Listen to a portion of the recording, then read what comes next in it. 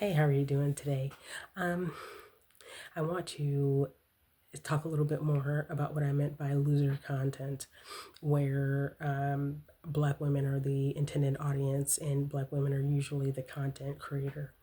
Now, what I'm talking about are topics such as, let's say, like colorism and conversations about hair and like desirability and beauty standards and beauty hierarchies and things like that. Well, I do think that these are some interesting conversations to be had. Um, and I do think that it's a good thing to discuss certain things and maybe point certain things out. However, these conversations have been happening for years and years and years. And I just really wonder uh, what what has been gained from these conversations, if anything. If something has been gained, then wonderful, but I'm not sure that anything's been gained just because the same content keeps getting created and getting pushed through the algorithm year after year after year. So, has the information that's been gained from these conversations, has it improved anyone's life? Has anyone applied what they've learned and it did something to help them? What decisions have been made? What conclusions have we come to? That's what I'm really wondering.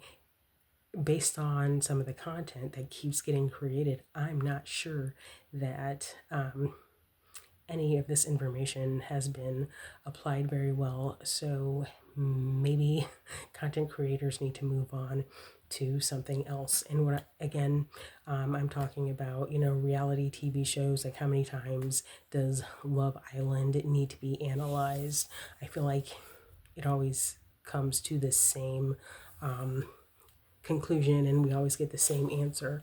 So it's just kind of a waste of time. And after a while, I do feel like Black women are just kind of being undermined. Like, these creators, they present themselves as like counselors, friends, allies, mentors, but really I feel like they're kind of undermining Black women a little bit and just kind of taking digs, to be honest. So there's that. And another thing is kind of like glorifying dysfunctional relationships without trying to bring peace into the relationship, because people love getting on the internet and talking about like cutting people off. And I mean, that's fine. Maybe they need to be, but there's not a lot of talk about, how to be a better, you know, friend, family member, girlfriend, wife, mom, daughter, whatever. Um, so that's something else I wanted to talk about. Um, yeah, people are just real quick to get on the internet and talk about just like cutting people off, and they, speak with, you know, quite a bit of venom, which really kind of makes me wonder what their role was in this conflict, because they're speaking with a lot of bitterness and a lot of venom, and they're talking to the audience. We didn't do anything to them, so that's a little bit questionable.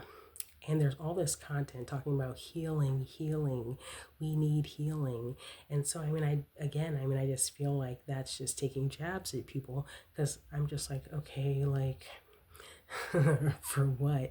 Like, that's implying that there is something wrong with the viewer, and because they're just assuming that there's just some wound, that, you suffered in childhood or, through a relationship or whatever. And now you need healing, healing, healing.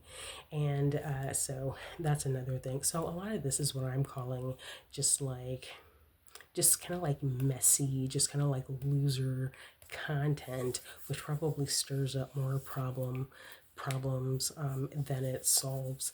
So anyway, that's my feelings on that.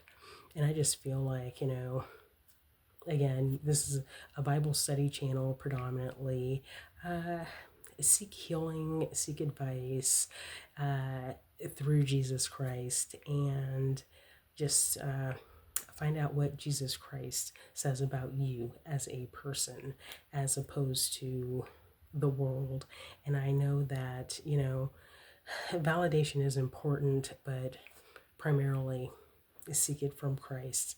And I think that that will make a big difference in your outlook. So, anyway, thank you. Bye.